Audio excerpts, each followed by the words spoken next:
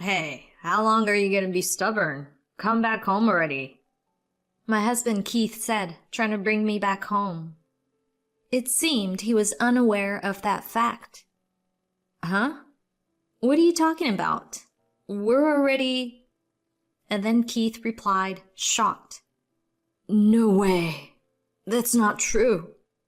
I'm Madison, a 29-year-old office worker. I'm currently dating Keith, a man who I met at a mixer. He works at a fairly well-known small to medium-sized company and seemed really charming.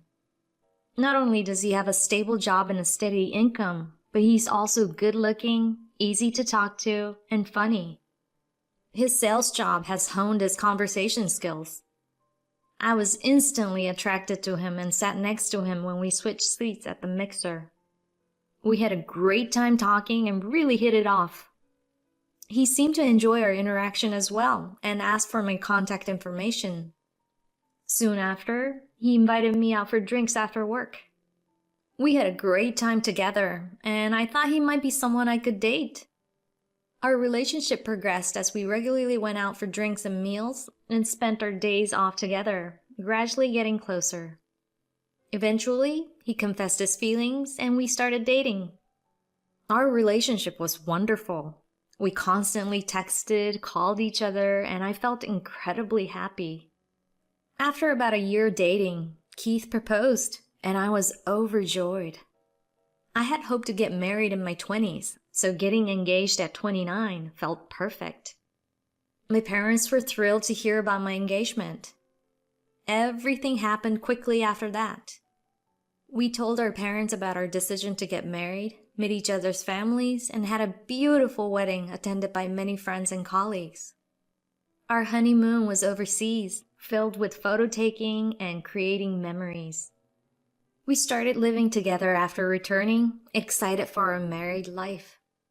Initially, it was truly amazing. Waking up and going to bed with my husband every day felt like bliss. However, there was a problem from the beginning of our marriage. Keith did absolutely no housework. I'm not a stay-at-home wife. I work full-time. We were both tired from work, but Keith would say, "I'm too tired for housework after work, and I've never really cooked, so I just can't do it," and left all the household chores to me. At first, I tried to encourage him to help by saying things like, "Let's do it together," or "It would help if you could learn," but all my attempts failed. He maintained that he couldn't do housework.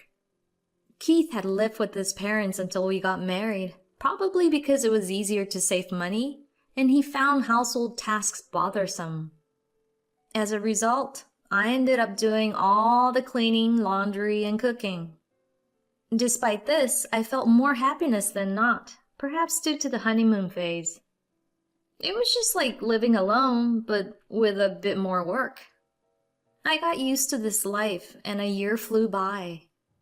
Although Keith didn't help with housework, he made special occasions like anniversaries and birthdays memorable with fancy dinners and trips, making me feel loved. We had fun drives on sunny days and overall, a happy marriage. I felt reassured that he would be a great family man even after we had kids. So I never imagined what would happen next. Another year passed in our marriage, and while Keith still didn't do housework, I believed our relationship was strong. Then one day, he asked me, "When are you gonna quit your job?" "What?" I was taken aback. "I don't plan on quitting. Why would you even ask that?"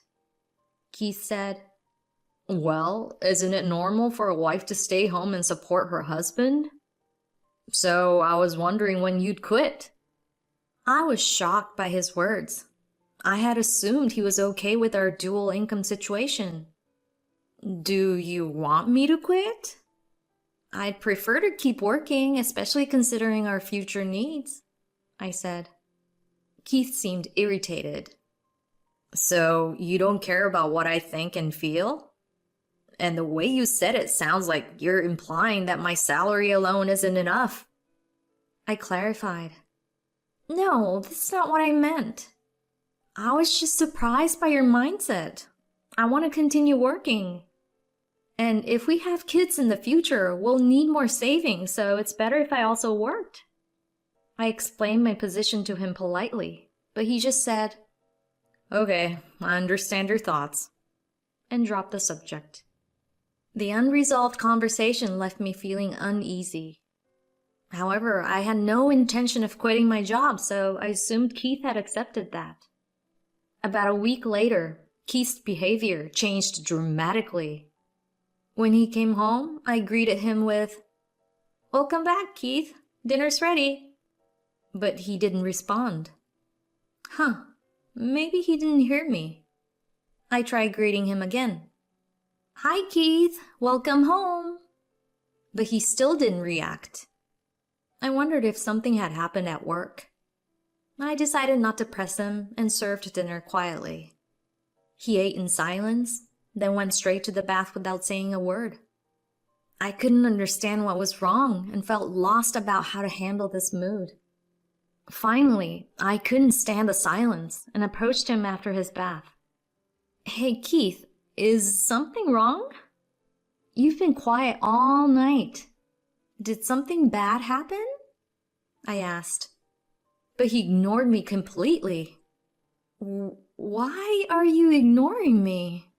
Did I do something wrong?"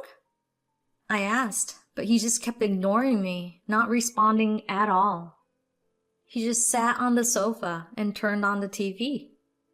"Hey, I'm talking to you. Why are you ignoring me? If you have something to tell me, just say it," I said, getting emotional, but still no response from him. What the hell?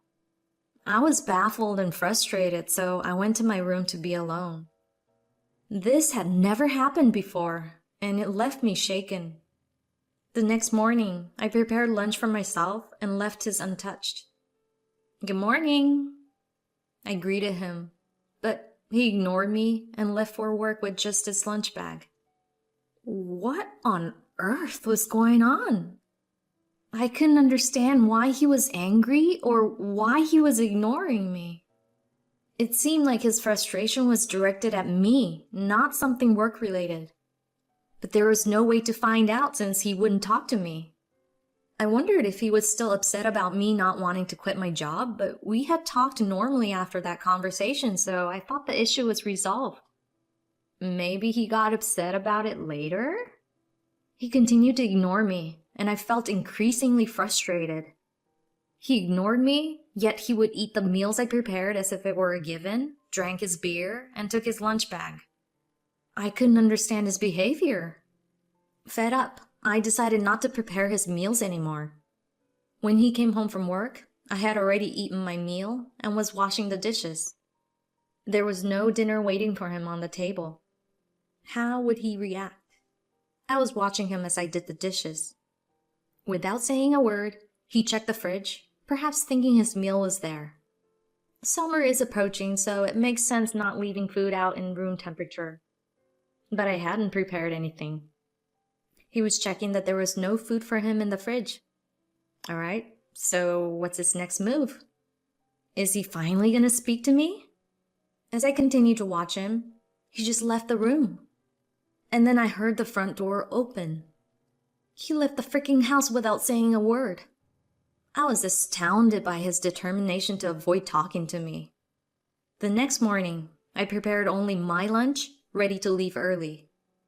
Just as I was about to leave the house after getting my things ready, Keith came into the living room. When he saw no lunch for him on the table, he just looked at me. He should talk to me now, right? But he just left for the bathroom without saying anything. His continued silence was exasperating. For a week, I didn't make him dinner, lunch, or breakfast and stopped washing his clothes, thinking this would provoke some reaction.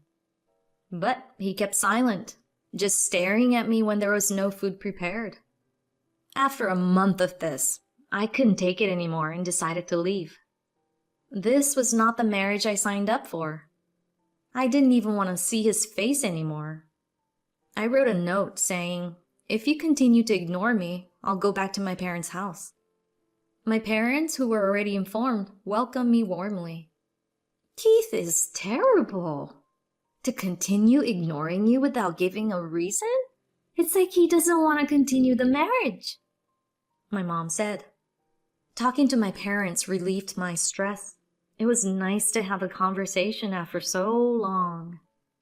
I had brought everything I needed to my parents' house, so I didn't have to go back. I started commuting to work from there. Keith neither called or messaged me. Despite leaving a note about going to my parents, he didn't come to see me. It seemed he didn't care about me anymore, and I started feeling the same. Living with my parents was pleasant. We shared household chores, and I saved money since I didn't have to pay rent. I regretted not making this decision sooner. As time passed at my parents' house, one day I returned from the supermarket with my mom and found Keith standing at the entrance. Keith! He approached me, glaring, and said, "Hey, how long are you going to be stubborn? Come back home already," trying to take me back. It was the first time I heard his voice in a while, but it was too late. He had had countless opportunities to talk to me before. What did he want now? Go back? I'm living here in my parents' house now. I'm not going back to the house we lived in, I said. "What are you talking about? We're a married couple. We should live together," he said, apparently unaware. Huh? What are you talking about? We're already divorced, I replied. "Wait, what? I don't remember us getting a divorce," Keith said, puzzled. But your mother gave me the divorce papers you signed, I replied. Oh, that. I wrote that in the heat of the moment when I talked to my mom about our situation. She suggested we should get a divorce. "I never thought she'd actually give it to you," he stammered. No matter how you try to justify it, the fact is you weren't trying to maintain our relationship as a married couple. Otherwise, you wouldn't have kept ignoring me. And what was that earlier about me being stubborn? I don't think I did anything to you, I said, questioning his earlier comment. Keith finally revealed why he had been ignoring me. "My colleagues and boss said it's embarrassing to have a working wife. They said a man should make his wife a housewife and be the sole breadwinner. That's why I told you to quit your job, but you didn't. I talked to my colleagues about it, and they said to ignore you to show I'm superior, and eventually you'd come crawling back to me obediently. But instead, you stopped cooking, left, and never came back. I was too embarrassed to tell anyone about our situation. Didn't know what to do, and my mom suggested divorce. So it wasn't really my decision. I'm sorry. Please forgive me." Hearing his words, I felt utterly disappointed in him. I didn't realize how pathetic this man was. I'm really glad we're divorced. I'll raise this baby by myself. Just make sure you pay child support, I said. What? That's not true, is it? He asked in disbelief. It's true. Haven't you noticed my growing belly? I responded. He looked at my belly, and his eyes widened in shock. You're pregnant? Yes, I am. I found out after I left home because of your constant ignoring. But you never contacted me afterward, and I thought having someone like you as a father would only make this baby unhappy, so I didn't tell you. But once the baby is born, you'll need to pay child support, I explained.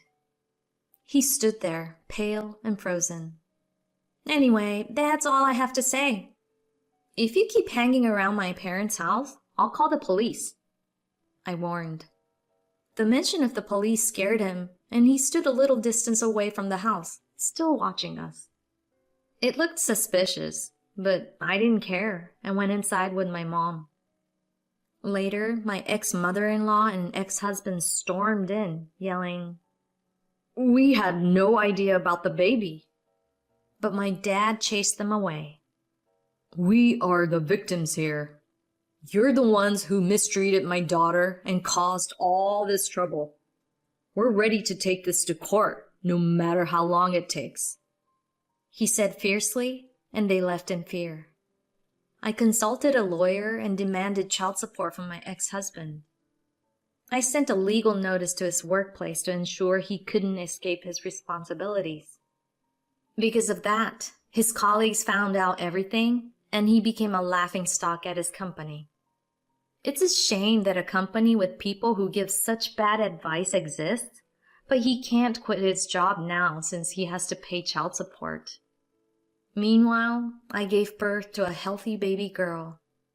She's absolutely adorable, like an angel, and I've decided to cherish and raise her with all my heart. Now I'm balancing work and parenting with the support of my parents. My daughter is growing up fast and is incredibly cute. I plan to continue working hard, finding joy in my daughter, and spending happy times with her and my parents.